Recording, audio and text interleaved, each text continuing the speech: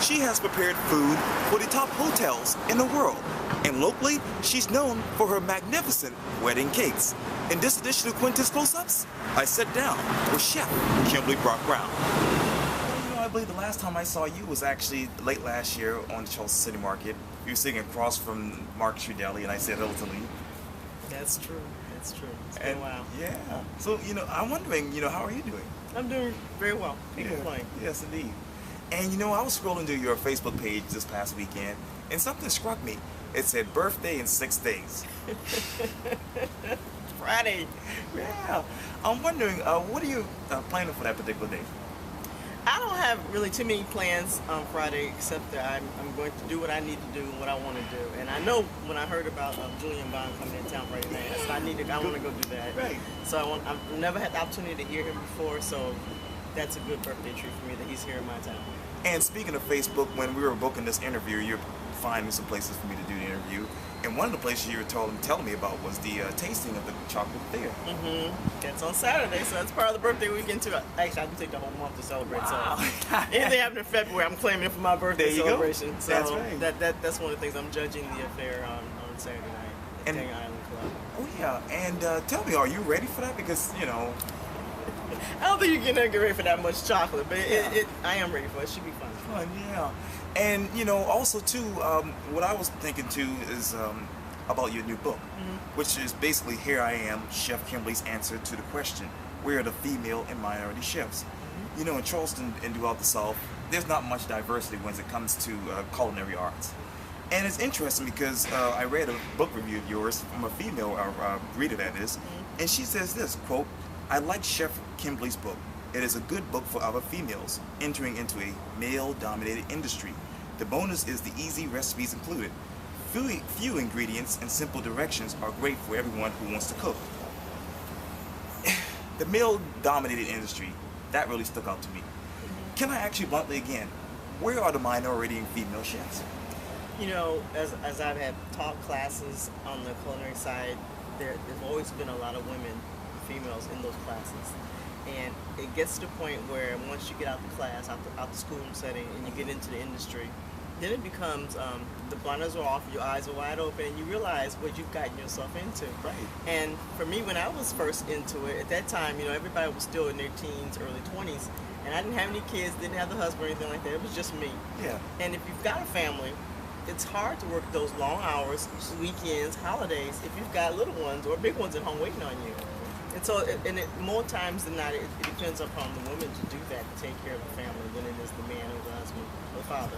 It's the woman's job for most part, most of the time. So if you've got babies at the house, you can't work a 12-hour day. You can't work 6 days a week. You can't work every weekend. Yeah. And something else that struck me when I was doing my research is that you actually are the first African-American and the only one certified to be a pastry chef in South Carolina. That's true.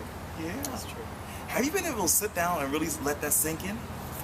I have, and it was during the conversation a few years back with somebody, I can't think who it was. Okay. It didn't even dawn on me. It was just something that I had aspirations to be was certified. And I've always been certified since I graduated anyway, but to be, when it was called out that I am the only African-American pastry chef certified in South Carolina, or the only African-American inducted into the Honor Society for the Academy of Chefs, I never thought about it. It just didn't dawn on me until it was brought to my attention. Yeah. And speaking of attention, let's talk about Channel 4, because you are a familiar face on the Low Country Live show. Take me back down memory lane and tell me, how did that come about?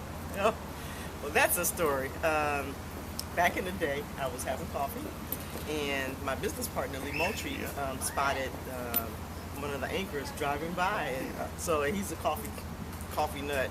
And so I've got 2 cups in my hand, and all of a sudden he said, I'll be right back. And he comes running out the store and running down the street because Laura Harris was driving by. And he ran up and caught her and hounded her down and gave her the card. And the next day, phone calls ensued. And then within a month, I was on there. Wow. And how many episodes have you done thus far? I don't know, but it averages about 2 months. And it's been a little bit year now. About a year and a half I've been doing it. So. Oh, that's good to hear. It has been good. And we know that you are a world-renowned chef. You are an author. You are a mother. But when you take off your chef's hat at the end of the day, who is Kimberly Brock-Brown? I have, over these years now, it's been a real circle for me as I've come around. And it used to be I was the student asking the older chefs and other chefs, more experienced chefs, how to do this and what about this, and trying to get some guidance into my career, my profession. And I've learned now, since I'm older, students are coming up to me what it is that they need to be aware of. And what I make sure they're aware of is, we all love our profession. You got to really love it and have a passion for cooking and putting great food on the plate. But at the end of the day, you also have to take care of yourself, so that when you take off this uniform and that hat, that toque, what are you doing to sustain your quality of life and your yourself? And so I've learned over the years, and I'm doing now more actively, is to make sure other chefs and other cooks are not in my position, or not in a position, I should say, so that when you can't work, be it to an injury, and it can be a dangerous profession, or just bodily harm, injury. Some people have carpal tunnel and they can't work. Another friend put on Facebook that they went skiing and broke ankles. You can't work sitting down. No, not in the kitchen. No. So what do you do to bring income in? Yeah. The paper had those restaurants that caught fire. Right. Those cooks are all out of jobs. So what are they doing now to bring the income in? So to help them with that is what I'm really focusing on now. Yeah. And I want you to continue to walk with me down memory lane to Maywood, Illinois. Yeah. Put on your memory hat again and tell me, what are your memories of growing up there? It wasn't like Maywood, it was Mayberry. Yeah. But for me, living in the suburbs of Chicago, yes, and for it to be only 15 minutes away from downtown, it really was totally different. My family moved out to the suburbs when I don't think I was born yet, and then, so it was one of those places where we grew up. The neighborhoods, it was a neighborhood, really. The area was, we walked to school. I didn't know what middle school was. We went to school kindergarten through 8th grade, and then went to high school, and we walked. They were in our neighborhoods. So we didn't have school buses growing up. You knew everybody on your block, and you were segregated by the schools, So there are people I didn't meet till I got to high school, who were same age, whatever, but because they went to their school, whatever. It's something like here, only the schools are in walking distance. Yeah, they're in the neighborhoods. And from Maywood to Proviso High School. Proviso, pardon me. That happens a lot. Tell me, who was Kimberly Brock as a high school student? I was quiet, but I played sports. Yeah. I did. I played softball and basketball, and did a little bit of track in high school. My sister was on badminton, so we were sports. I was on color guards, carried flag, twirled around a little bit. Yeah. So I'm a sports person, so I really do love my sports. And I think everybody should experience some kind of sport, be it team or individual. It really brings out a lot of the mentality you need to have to go for it in life. It really does. And then we can't forget about El Centro Junior College, where you study culinary arts. I'm wondering, when did you know that culinary arts was a part of your plan for life? I didn't know it was called. I didn't know such a thing as culinary arts when I was in high school. I was home ec major, and my class ring has home ec on it. Really? We didn't have culinary arts. It was home ec. Yeah. So I did everything that I could to cook when I was in high school. But I didn't know about culinary schools. It was never taught to me. My guidance counselor steered me towards nutrition and dietitian and front of the house management, which I didn't, I wasn't really into that. Okay. I knew that, but I just didn't know what else. And so when I came across somebody who was in Greenwich and graduated, and they had a big write-up in the paper, I said, oh my God, that's it. I had to do it. And that's how I got into the culinary program. And isn't it true that you began your career in the culinary arts profession in 1981? Yeah, it is true. Oh my God, it is true. 33 years later, what has this business taught you so far? It has taught me that you have to work hard and you have to be dedicated to really love it and be well at it. But you also have to network and put yourself out there. You can't just have your head down and put the food on the plate. You got to be able to reach out and go across the street or go around the world, whatever, just to get out there and put your brand out there, develop your own brand, especially because I've always felt like I had that triple threat, being female, and African American, and then being a pastry chef, because it even gets more segregated when you go from the sweet and the savory side of it too. Exactly. So I've always have had some good people that I've always networked with and who have helped me along my career path. So I've had the obstacles, but I've always had the helping hand to help me overcome them too. So I'm very cognizant of that, and I make sure I always reach out. And somebody wants help, if I see somebody who might need help, I'll offer it in a minute. And let's talk about food fetish. Yeah, that was part of my entrepreneurial spirit. I've always had that. I've always wanted my own. People say, why don't you do your own restaurant? I'm like, I don't want to do my own restaurant. I never wanted to. That's too much work. I'm not afraid of work, but that's just a lot of work. Yeah. And that's one of the top 3 things, industries that, it'd kill you within the first 3 years if you make it 3 years. Yeah, you know? that's right. So it allowed me at the time. I had my baby at that point in time, and it just allowed me more freedom of time. It was a pay cut, of course, from going from a corporate setting to having your own business. But the time I traded off for was for my time freedom. My Monday through Friday job, weekends off, holidays off, and like, I have 2 kids, and the young one has no idea about mommy works holidays, mommy works weekends. I wasn't doing it when he. You know, so it used to be Mother's Day, Easter, Christmas started when I got home from work. You know, but that didn't happen with my son, and that's why I was really looking around for something conscious, more so to do for myself, that allowed me the time freedom, which is why it is now even more so to allow you time freedom, to make sure your money's right, you're handling yourself right. And now let's talk about cakes by Chef Kimberly. Yeah. Well, that's getting back into my sweeter side of things. I came here as an executive pastry chef. My certification is executive pastry chef. And so all those people I've always done cakes for, and people who didn't know, well, you still do cakes? And people didn't know actually that I was actually able to cook. I've always cooked. I did go to culinary school. So the cooking and then the cakes, I got back into doing more cakes. And let's talk about back to 1994 when you were the executive chef at Charleston Place Hotel. Tell me, how overwhelming was that to actually work at one of the world's top restaurants, hotels that is? I didn't consider it to be overwhelming. I've always, since I graduated from my culinary program, I've always have worked in hotels. So, and they've always... Grove Park Inn? Yeah, Grove Park Inn, but used to be a Hyatt on Hilton Head back in the day. The Atlantic Hilton Towers downtown. So I've always worked in large hotels, and I tell people all the time, especially students, I mean, if you could start off big, start off in a high volume, high production place, it's always easier to scale down than to scale up. I mean, it's no problem for me. I've done it for years, banquet for 1,000 people or whatever. So if I got to do a party for 20, no problem. If I got to do dinner for 10 people, it's no problem. And what's your secret? What's your secret of dealing with all those people, getting prepared? You got to be organized. You got to organize, and you got to delegate. Realize that you can't do everything. Your hands cannot be in every pot. Right, of course. So you got to have good people who are trained and who are able to step up and step in. Yeah. And then, of course, too, let's talk about your tenure at Triad Medical Center. I mean, what I read here, you was a Sodexo executive chef, and you fed patients according to their prescribed diets, planned meals for the Plaza Cafe, you catered functions for the hospitals, purchase, inventory. That's a lot for me to say. And there have been times when I was the one who broke down their truck when they came in from the inventory, too, and I had no storeroom personnel. So, I was jack of all trades at the hospital, I mean, what other experience do you have at that particular time? Oh my God! Well, it actually got me into it because as we baby boomers have gotten older, healthcare is just really such a prevalent thing at this point in time, and really you are what you eat, and your body will either be hindered or helped by what you eat and by what you do to it. So it's exercise and nutrition. Those are key things, and so I'm focusing on that because I'm trying to get my body back in better shape. And doing that, first off, is by simple walking. People who say they can't exercise, I don't have time for it, and I've had that excuse too. After one of those 12, 13-hour days, like, the last thing I want to think about is exercise. I want to go to sleep. I gotta do it, and then, my feet hurt. I've been on my feet all day long cooking. But, if I have found out that if I can walk just 15 minutes that way, turn around and come back, that's my 30 minutes, and I'm good to go. So if I can break it down something simple as that, or even if throughout my day, take 10 minutes, 5 minutes walk that way, and turn around 5 minutes walking back. That's do it 3 times. That's 30 minutes. Whether you break it up or not, so you can do it. It can get simple for you. You can simplify it all you want to. And like I said, just making sure I eat right, eat better, and make sure I eat smarter. Introducing when I do demos now, introducing people to healthier foods and how to cook them. Versus like macaroni versus. Yes, if your plate is all the same color, I tell them all the time, you're not eating a healthy plate. It should not be fried chicken, mac and cheese, mashed potatoes, corn.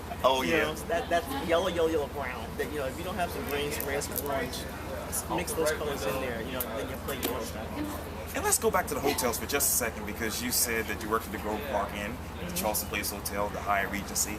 I'm wondering what particular hotel sticks out in your mind and why? Grove Park, I would say, sticks out because that was my first time actually living in the mountains. It's such a gorgeous hotel. It is. It really is. And I really did a lot of production. That was such a high volume place where it has 4 restaurants, 3 ballrooms, for a buffet. Usually Mother's Day is the biggest buffet brunch you'll ever do anywhere you are. And for that day, we could easily do 3,000 people down in the ballroom, 900 upstairs in one of the restaurants, and then the other restaurants we still do 300-400 people too, and that's just brunch hours, you know? Right. And it was just crazy production, and we made everything in house. We made it from the breads we were making, the cakes, the pies, cookies. We made everything we didn't buy. So that was, I think, one of my final moments. To be able to produce that, have a staff and a crew that was really well trained and functioned well, and we just worked so hard, worked so well together.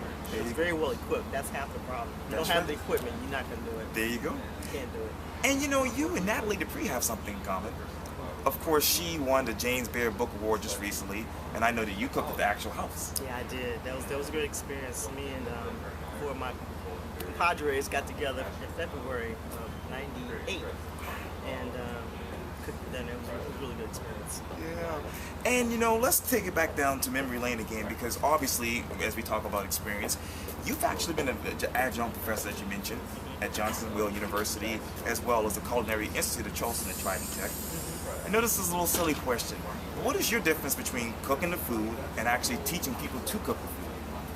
Oh, that's not a silly question. That I get a lot of enjoyment when that little light bulb goes off and they get it. You know, something that I would take for granted. Yeah. Because I've been doing it for so long. But when you're trying to teach it to somebody, and also the fact that it's not always the same how you read it in the book, how you actually do it in production in real life. And so to get the book knowledge and then get the hands-on knowledge, and to be able to transfer that to somebody else who doesn't have any knowledge at all about it. I love seeing that, when they get it, it's great. That part about teaching, I love that part, when I can pass on the information that I've got and they get it and they can do it very well. It's just a cycle. Somebody taught me, I can teach somebody, and I'm just passing it. Well, finish these sentences for me. Being a certified executive pastry chef is gratifying. It's opened up many doors. Being one of the only 5 approved culinary examiners in South Carolina is it's an honor. That again goes to teaching, because people who are taking the exam are wanting to get to the next level, and they want certification and proof positive that they are proficient in what they do. Being a participating chef with the White House's initiative for Chefs Move to Schools program is gratifying. I stick with that word again. I'm grateful, and it's a great initiative. I love the fact that we need to move it, and get more kids and more chefs who have the ability and the knowledge to get into some of those facilities and help to train and reteach and program and let kids see there's some things that's in their grocery stores they just walk by or don't have access to, but just to be aware of. Chef of the Year in 1999 was amazing. Yes. It was unbelievable. It was something I had looked forward to and something I had aspirations for. So I mean, I've always wanted it, got it. Traveling is educational, fun. If you ever have the chance to get out and do it, see the world. There's so many ways out there people cook food, and there's so many ways people are eating it, and just to see the different cultures and cuisines. When I went to Serbia last year, that was just such an eye-opening experience for me. When I go to the Bahamas and I train and I teach down there, to see what they do. I mean, just to see their ordinary foods and what they do, and how I can incorporate it into my cuisine and my routine. And it's just the exchanging of knowledge is priceless. And you touched on the Bahamas, the beaches. Lovely. Yes. Lovely. Playing card games is it's my joy. I have a passion for that. Just go. Like cards all the time. Let's go. Exactly. Grew up with that. Me too, yeah. Blackity Cat is